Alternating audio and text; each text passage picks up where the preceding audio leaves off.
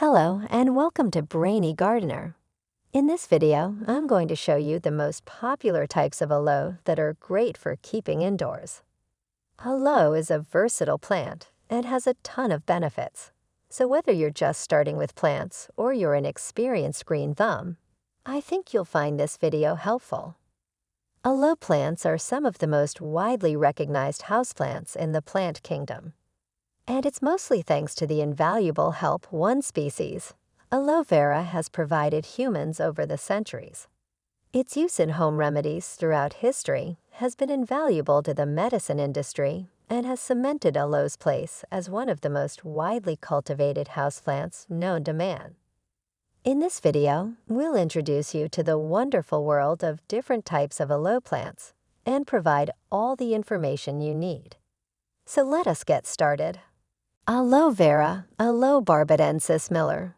Who hasn't heard of the aloe vera plant, the first and foremost among aloes? It is one of the oldest and most popular aloe plants, known for its medicinal properties.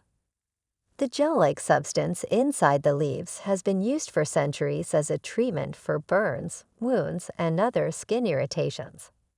When you think of natural remedies, aloe vera plants are the first that come to mind. It's a true succulent, meaning it holds water in its fleshy, lance-shaped leaves, which are long and serrated at the edges. They're also surprisingly thick, even more so than other types of aloe. Spines line the edges in true aloe fashion, and they look pretty as they grow in the form of a rosette. Aloe marlothii, mountain aloe. The mountain aloe is a large, evergreen aloe plant, able to grow up to 10 feet tall and about 5 feet wide. It has thick, fleshy gray-green leaves with sharp spines lining the edges. The spines are sharp enough to cut, characteristic of aloes. They also appear randomly on the surface of the leaves in some varieties. Mountain aloe's leaves are broad near the bottom and taper to the top into sharp points. They form a tight rosette that's taller than it is wide. The rosette forms around a single thick stem that rises rigidly upward. As mountain aloe ages, old leaves form a sort of coat after they die out. Aloe nobilis, golden tooth aloe. The golden tooth aloe is a small succulent aloe plant that originates from South Africa. The plant gets its name from the yellow teeth lining the edges of its leaves. It's a beautiful plant that makes an excellent addition to any succulent collection.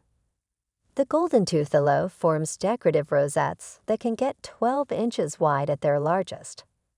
The golden yellow teeth lining the edges of the leaves, combined with the perfectly triangular nature of the leaves, make for an impressive display.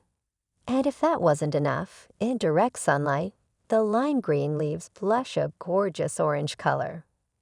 Aloe aculeata, prickly aloe. The prickly aloe is a species of flowering plant in the aloe family. It is endemic to regions of South Africa and Zimbabwe. The prickly aloe grows in the rough shape of a rosette. The blue-green leaves are heavily dotted with sharp red-brown spines, which also line the margins. Spines on the surface are highlighted by white so that each spike looks like a small pimple. It's easy to see where the plant gets its name. The blue-green leaves can turn purple-brown when exposed to harsh sunlight. The flowers are borne on large stalks that rise above the foliage on thin stalks. They are bright orange-red and bloom in winter.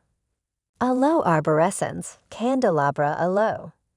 The Candelabra aloe is a perennial flowering succulent that is native to South Africa.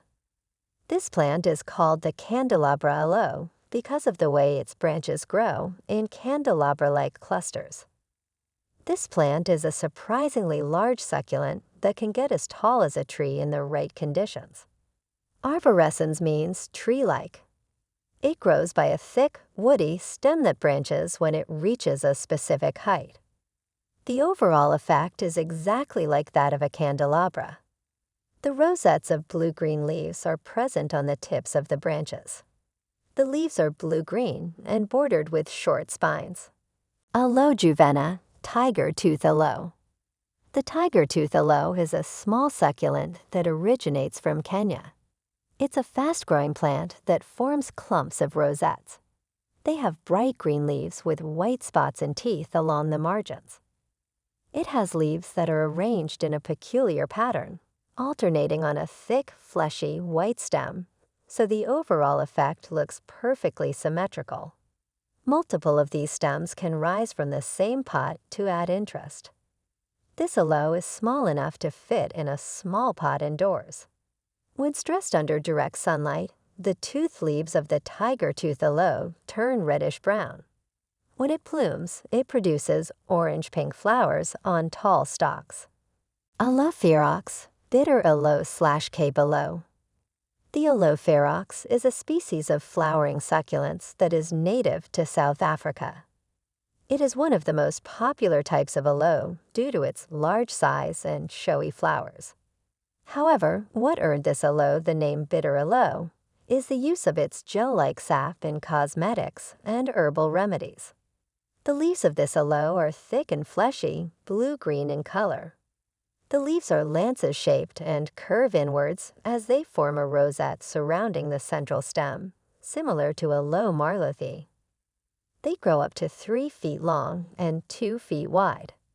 The margins of the leaves are spiny and can cause minor cuts if handled without care. Aloe aristata, lace aloe. The lace aloe is a small species of aloe that is native to South Africa.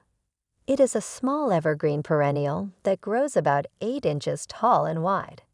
It has dark green leaves that are triangular and have white spots on them. The leaves start broad at the base and taper off into a sharp point near the top. They are strikingly similar to Haworthia, and lace aloe is often confused with plants of that genus as a result. Unlike its cousins, lace aloe plants are fast-growing and fill out their pots much more quickly. Owing to its small stature, you can even plant it in a pot indoors. Aloe humilis, spider aloe. The spider aloe is a succulent native to South Africa. It gets its common name from the spider-like shape of its leaves. It has dark green leaves with white spots and grows in a rosette pattern. Its leaves are incurved and form stemless clusters around the base of the plant. Since this plant doesn't grow large at all, you can easily manage the overgrowth with a pair of handy shears. The flowers of spider aloe are orange, pendulous, and bloom in the winter or early spring. They grow on tall stalks that can reach up to 12 inches in height. Aloe bakeri, baker aloe. The baker aloe is a species of aloe that is native to Madagascar. This aloe grows in clumps of rosettes of narrow leaves. The leaves are lanceolate-shaped and have serrated margins. They are green-tinged with red with heavy splotches of white spots all along their surfaces. The base color of the leaves is variable, with some varieties having bright green leaves, while others show dark green colorations. The red tinge is mostly localized along the edges. The leaves are also narrow, spreading out in a spider-like fashion that looks quite interesting when viewed from above. Tubular, red-orange flowers are borne on tall racemes that bloom in the summer. Aloe africana, African aloe. The African aloe is a species of aloe that is native to South Africa. The green leaves are thick and fleshy, with spines along the margins and in a row on the undersides of the leaves. African aloe forms untidy rosettes that aren't quite put together, but form a near enough structure that they can be called rosettes. As this aloe ages, old leaves form husks that extend downward, forming a sort of kilt-like covering for their main stem. On older specimens of the African aloe, this looks extremely striking. Red-orange flowers bloom in the winter or spring. They are very similar to Aloe ferox, borne on an upright raceme. Aloe plicatilis, fan aloe. The fan aloe is a species of flowering plant in the genus Aloe that is native to South Africa. The name plicatilis comes from the Latin word for folded, referring to the plant's leaves. The fan aloe gets its common name from its growth habit. It forms rosettes of leaves that are arranged in a fan-like shape. The leaves are thick and fleshy, but they're completely smooth, unlike other types of aloe. Instead of forming traditional rosettes, they instead stack on top of each other while emerging from the same base, resulting in an interesting display of oblong leaves growing skyward in a fan-like shape. Aloe Cameronii red aloe. The red aloe is a succulent native to Africa. As the name implies, this plant has reddish leaves, but the color is not always consistent. The amount of sun it gets will affect how red the leaves are. They can be anything from green to bright red, depending on the conditions. Unlike most succulents that tend to turn red in sunlight, red aloe's red coloration is a true red, whereas most succulents exhibit only a red tinge or red highlights. Even the flowers of the red aloe are red, but they can be yellow or pinkish as well. They're borne on large racemes with a branched peduncle. Aloe Cameronii leaves are traditional aloe leaves, thick, fleshy, and lined with spines. They form loose rosettes on the stems. Aloe inyangensis, Kimberley's rock aloe. The Kimberley's rock aloe is a beautiful specimen that originates from Zimbabwe.